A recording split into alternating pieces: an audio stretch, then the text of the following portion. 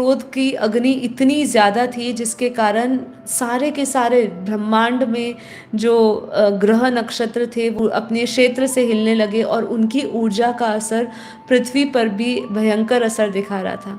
तो उन्होंने देवी से प्रार्थना करी कि माँ पार्वती से प्रार्थना करी कि आप ही इसमें कुछ कर सकते हैं। उन्होंने भी गणेश की पूजा करते हुए उनसे उपाय मांगा। तो उन्होंने उनको कहा कि चंदन, जो चंदन होता है ना, वो आज भी हम देखते हैं उसका स्वभाव क्या है। उसका स्वभाव है ठंडक देना, शीतलता देना।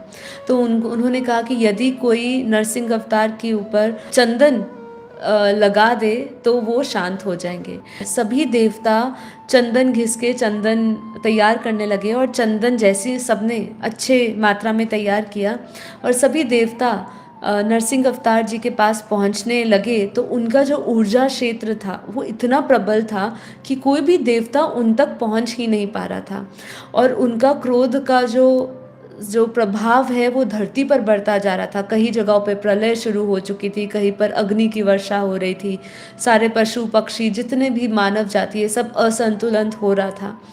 तब उन्होंने कहा कि अब जल्द से जल्द कुछ करना पड़ेगा। जब देखा कि सारे देवता गण इसमें सफलता नहीं प्राप्त कर रहे, इंद्र का भी प्रयास काफ़ी अंत तक बना रहा और वो काफ़ी हद तक उनके समीप भी पहुँचे, लेकिन अंत में जाके वो भी उनकी ऊर्जा क्षेत्र में जैसे ही आते वो उस ऊर्जा क्षेत्र में प्रवेश ही नहीं कर पाए कि जिससे वो उन पर चंदन लगा सके और उनको शांत कर सके। कैसे होंगे, देवताओं में इतनी शक्ति कहाँ है। तो वो तो भगवान विष्णु के सीधा एक उग्र अवतार थे, नरसिंह अवतार जो थे, तो वो कहाँ से उनमें जाते। फिर ब्रह्मा जी ने आग्रह किया देवी जी से कि आप ही कुछ कर सकते हैं। तो माँ पार्वती ने उस समय एक अपना एक दिव्य स्वरूप लिया। उसी स्वरूप का नाम कहा गया है प्रत्यंगिरा। प्रत्यंगिरा स्वरूप उन्होंने धारण किया, जो आधा आदमी और आधा शेर सिंह का स्वरूप में था। और ये भी उनका, जैसे कि हम जानते हैं शिव शक्ति हमेशा साथ होती है, तो अपने जो उनका जो शिव का स्वरूप शरभ स्वरूप था उन्हीं का साथ देती हुई शक्ति अपने ये प्रत्यंगिरा अवतार में वो धारण करती है।